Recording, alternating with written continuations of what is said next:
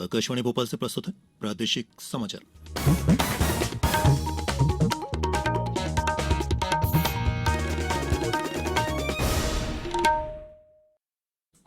नमस्कार, समाचारों के साथ मैं प्रशांत सेंगर। राष्ट्रपति द्रौपदी मुर्मू ने महाराष्ट्र और अरुणाचल प्रदेश सहित कई अन्य राज्यों में नए राज्यपालों की नियुक्ति की है। झारखंड के राज्यपाल रमेश बैस अब महाराष्ट्र के राज्यपाल होंगे। इसी तरह अरुणाचल प्रदेश के राज्यपाल ब्रिगेडियर बी.डी. मिश्रा लद्दाख के उपराज्यपाल बनाए गए हैं।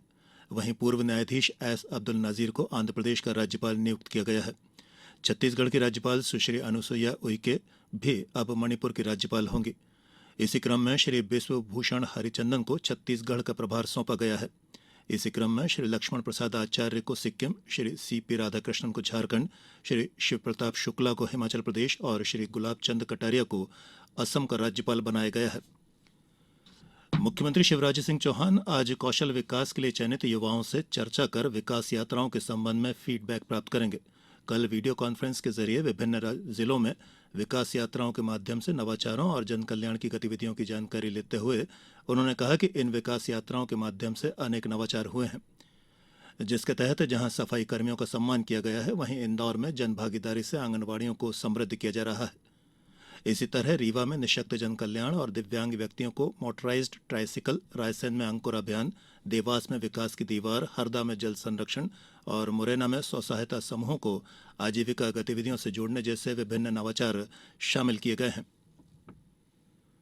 नगरीय विकास और आवास मंत्री भूपेंद्र सिंह ने कहा है कि प्रदेश में 23,000 एकड़ शासकीय जमीन अतिक्रमण से मुक्त कराई गई है।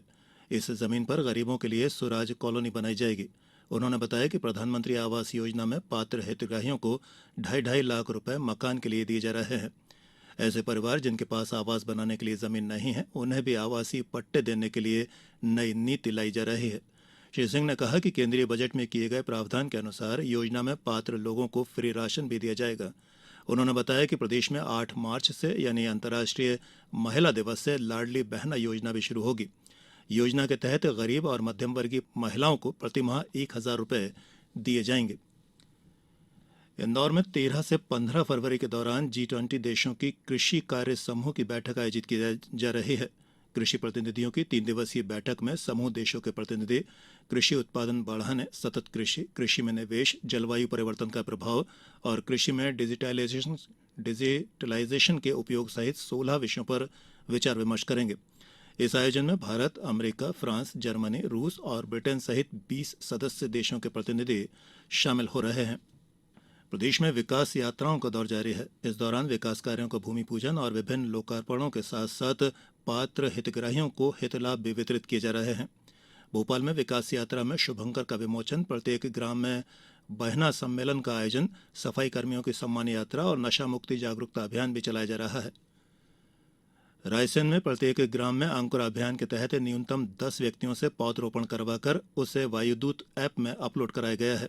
साथ ही एडॉप्ट इन आंगनवाड़ी से जुड़े नागरिकों का सम्मान, सभी ग्राम पंचायत मुख्यालयों में 11वीं और 12वीं के बच्चों और अन्य युवाओं के लिए करियर काउंसलिंग, मां नर्मदा तटों के मंदिरों तथा धर्मशाला की साफ सफाई और ग्राम के अत्यंत निर्धन और निराश्रित व्यक्तियों से आत्मिक संवाद भी किया जा रहा है। और अब इस बुलेटिन के कुछ समाचार संक्षिप्त में।